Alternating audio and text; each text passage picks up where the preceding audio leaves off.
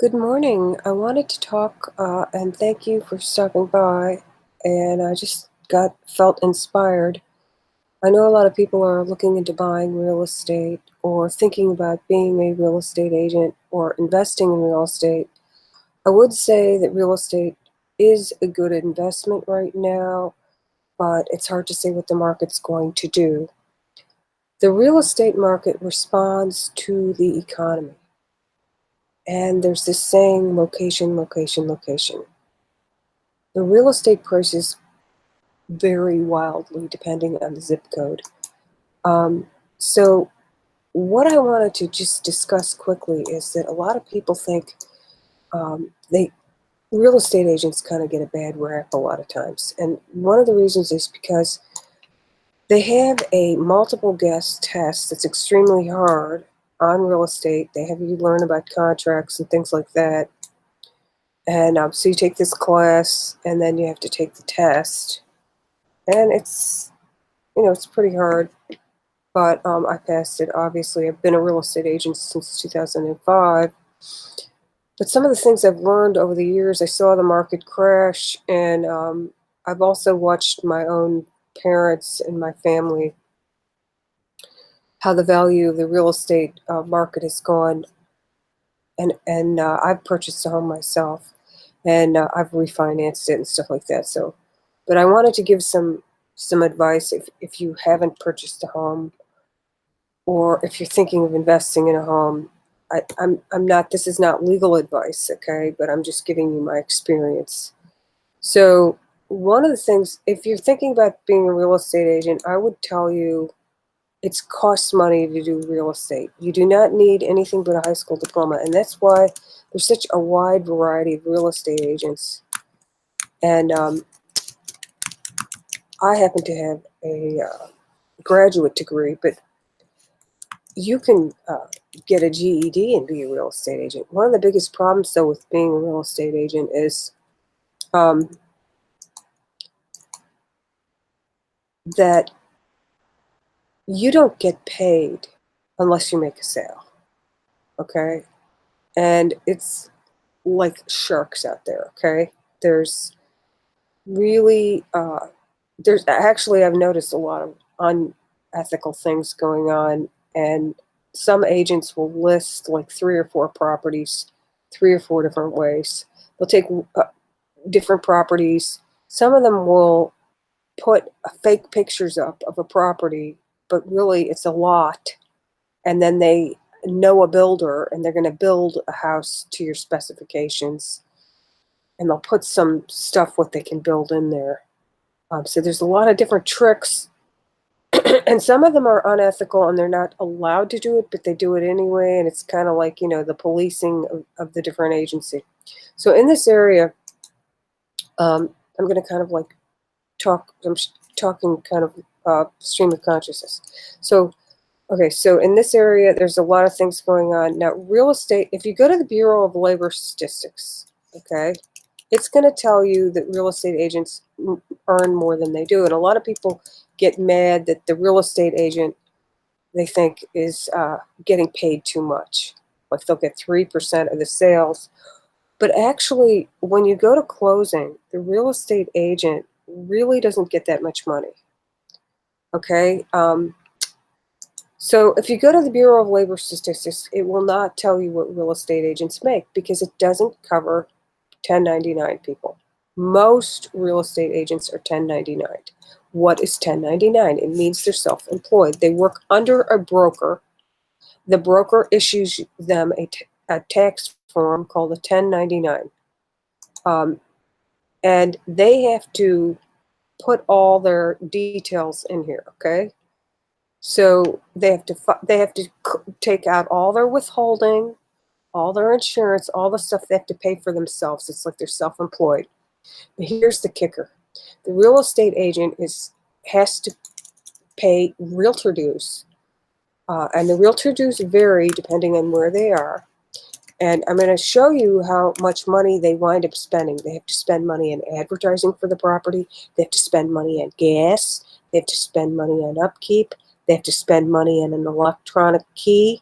They have to pay for errors and omissions insurance. Um, and they have to pay these dues. Now, most brokers will not take an agent unless they're paying for all these fees. They have to pay a multiple listing service fee.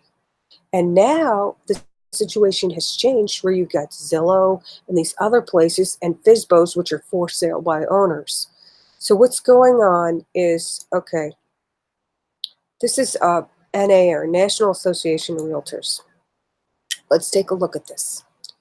This organization lobbies, and they work with agents to lobby for the agents for things to be a certain way.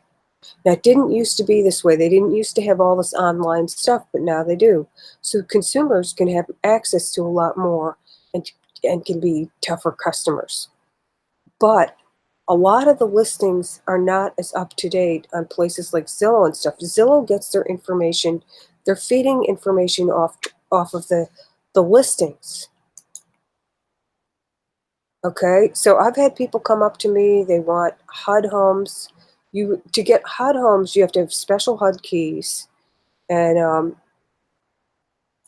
well, you'd have to have you've got to get a real estate agent that's experienced, that's um, familiar with this. Okay, so what you do is you go to the Department of Housing and Urban Development. Has government-owned homes that they repossessed, basically. Some of these homes are like totally trashed, but they're really cheap. And I've gone in with a guy that owned a construction company and some other people looking at HUD homes. And I honestly, there's a thing called flipping if you want to invest in property. And actually, it was illegal, and they made it legal after the housing crashing in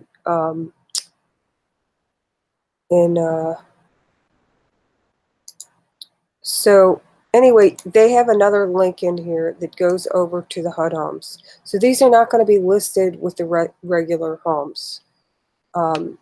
So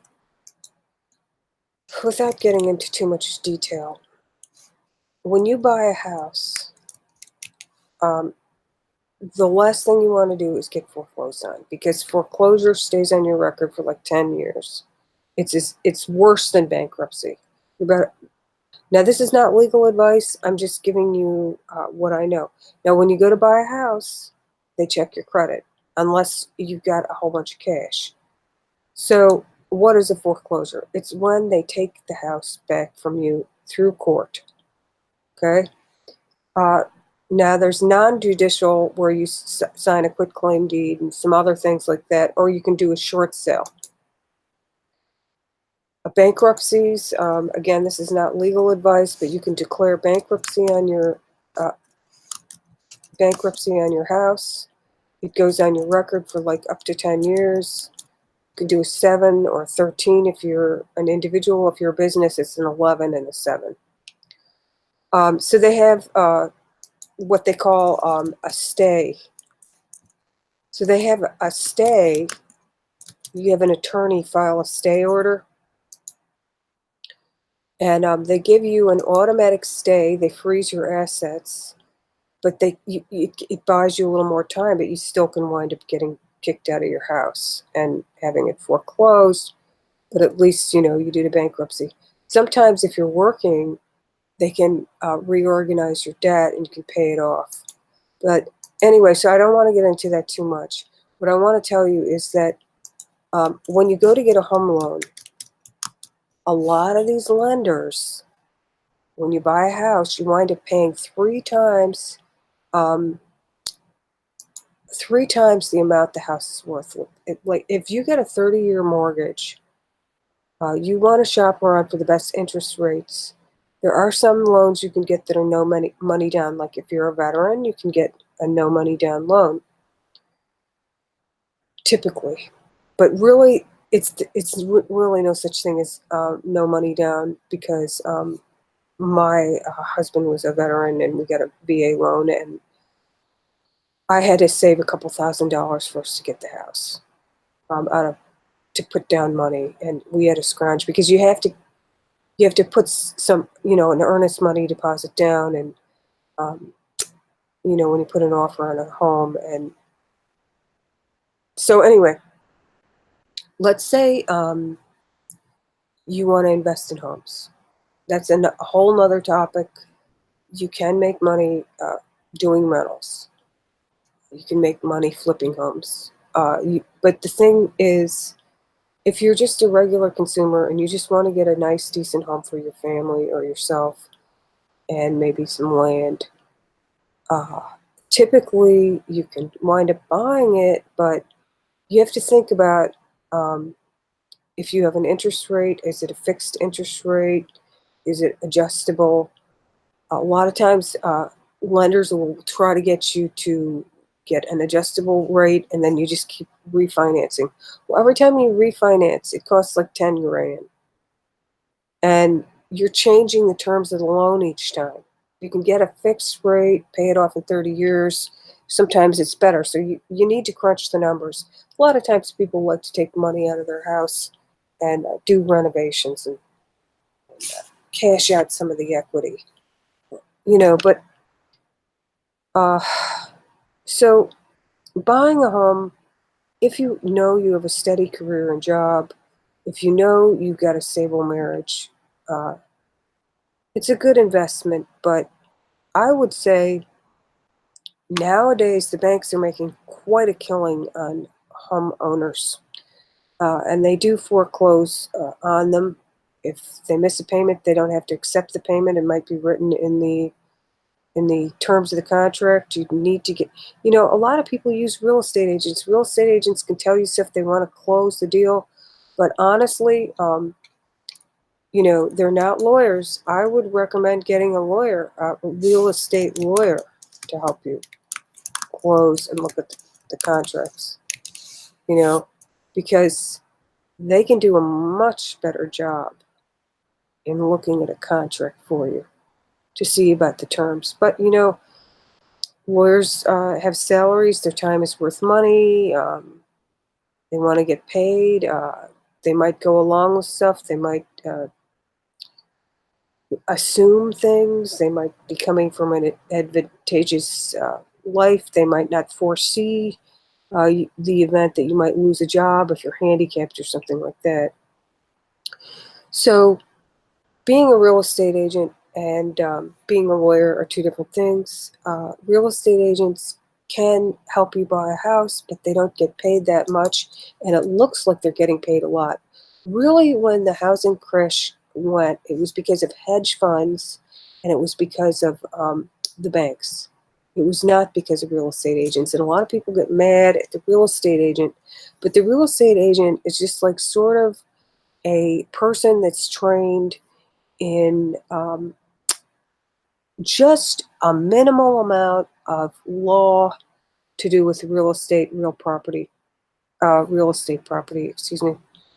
And, you know, if you're thinking of getting into real estate as an agent, because you think they make a lot of money, very few real estate agents make a lot of money. They averaged out across the country the salaries of real estate agents, and it came to something like $9 an hour after they deduct all their costs. Okay? Like I said at the beginning, you got to pay your real estate dues. It's a play to pay.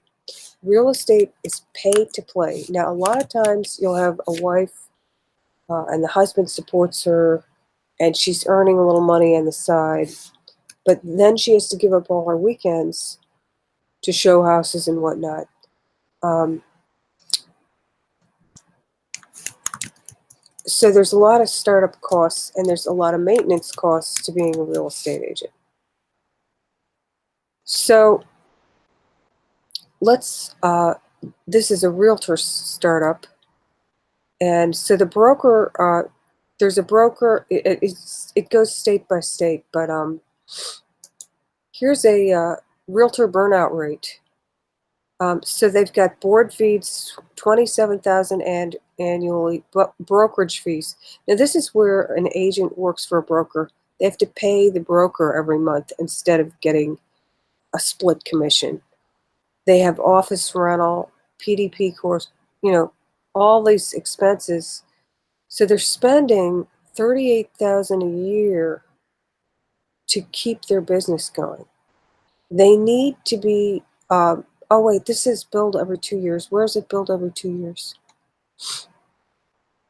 I don't know how they figure this out, but anyways, it's costing $38,000 a year, and you're making $70,000. So it looks like the agent's making all this money, but they're really not making that much money. The other thing is, like I said, the Bureau of Labor Statistics does not cover 1099 people. They only cover people that are employed, like they might work for a county as a real estate assessor or something. So the other thing is, they always the brokers will take in more agents than the economy can support. In other words, let's say they'll have let's say a company will have 80 agents, okay? And the broker hires a bunch. Let's just take Berkshire Hathaway I don't know exactly what they do because I haven't worked for them. I've worked for Coldwell Banker. Let's see, Berkshire Hathaway. And so anyway, these are pictures. You put your picture out there. Let's say they have 80 agents and the broker gets 50% of all sales. You got to pay all these dues, $30,000. I think $30,000 is a little bit much. You can start out with less. But you've got to have internet. They'll let you work from home. You've got to have a lot of different things. And I'm not going to go into detail about it. It costs a lot of money for a real estate agent to stay in business. A lot of times people, they say, don't quit your day job. So let's say an area has 3,000 agents in it. And the market currently has 1,200 homes listed for sale. And I actually, I'm not picking this out of my, I actually looked at some figures. Let's just say you're in Texas. The houses are less money in Texas. Let's say less money than this area where I'm in. So let's say you've got 1,200 houses and you have 3,000 agents, and every month, on average, 300 to 400 homes are sold. So only 10% of agents are closing the deals. What 10% are closing the deals? They're usually top agents. You'll have top agents that really work at it and make money, and sometimes they even hire people to work under them. So they really are competitive. They are fit. You have to be kind of physically fit to do real estate because you have to walk around houses, walk inside. It's actually kind of physically active. You might not realize it, but I mean, if you've got arthritis or bad knees or something like that, it's going to be hard to do. So you've got to move around. You're not sitting in the office all the time, and you're going to have to put up with people that have unrealistic expectations about what they can afford and what they want, champagne taste on a beer budget, and that sort of thing. So homes do not get sold that frequently, and you have an overglut of real estate agents. Are you willing to be highly competitive? Do you have deep pockets? Do you have a cushion to fall back on when you don't close a house?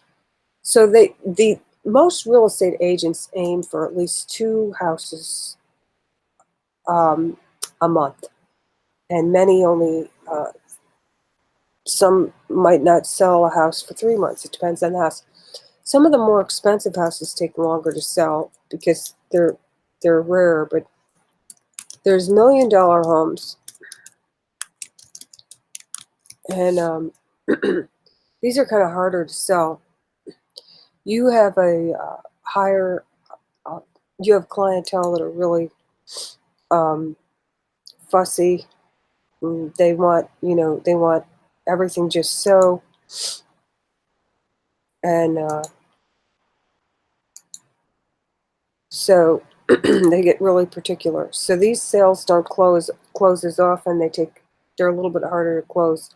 They actually have some shows on these type of sales, and but most real estate agents have the average home is maybe like $200,000, thousand, and some of them in the rural areas are really cheap. You can get like um, farmland, I guess it's zoned agricultural, for like $20,000,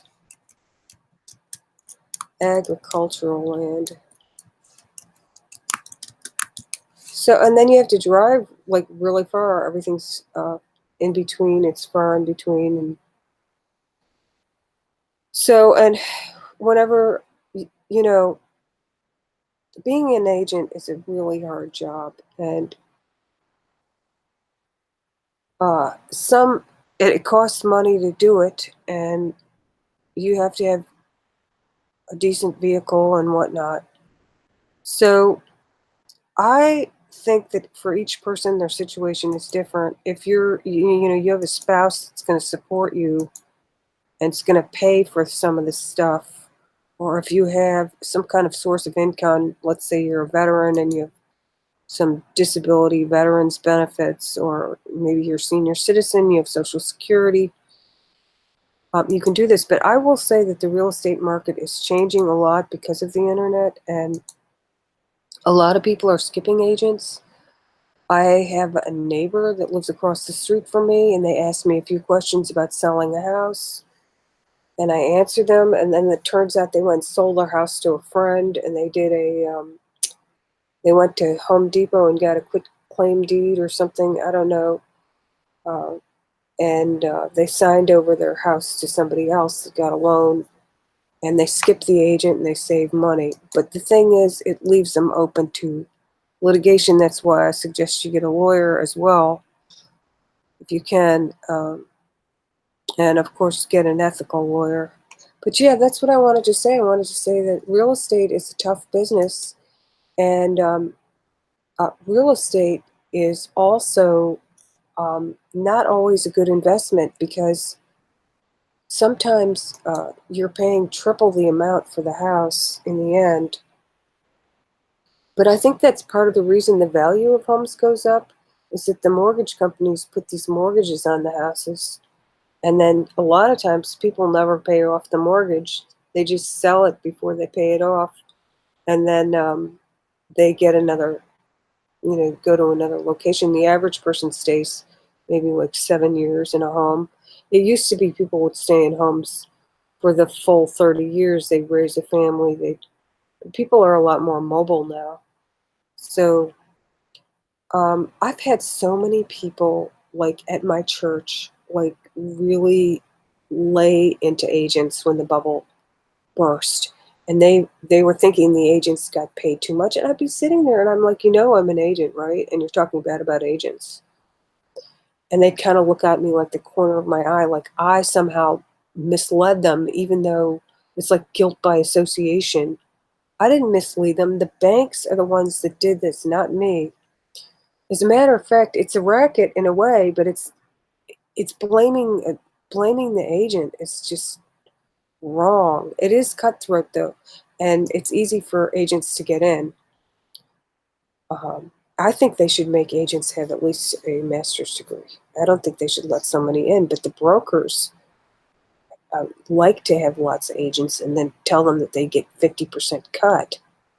And then the agent's paying all these fees, and the broker gets 50% for doing practically nothing except for, well, um, they pay for an office space, a big office space, and then they pay for, um, some things. So they're keeping a big business. But I mean, if you've got money to invest, you could do that. Anyway, I just wanted to say real estate is somewhat of a racket, and it's a lot of work. It's a lot of work for the homeowners. It's a lot of money for the homeowners. It's a lot of money for the real estate agent to do it. And really, it's not very good pay. That's why I've just seen too much stuff go down in the past. I don't know what it is. 13 years I've been doing it, but it's more like a hobby now. But anyway, guys, I just want to let you know and thank you for stopping by. I would think very carefully if I was going to get into real estate, because it does cost money to do it if you're highly competitive. If you have steady income for times when it's not, going very well, it's not busy. Are you willing to be the top 10, 20%? Because those are the ones that make it. All right, well, thanks for watching and take care. Have a great day. Bye.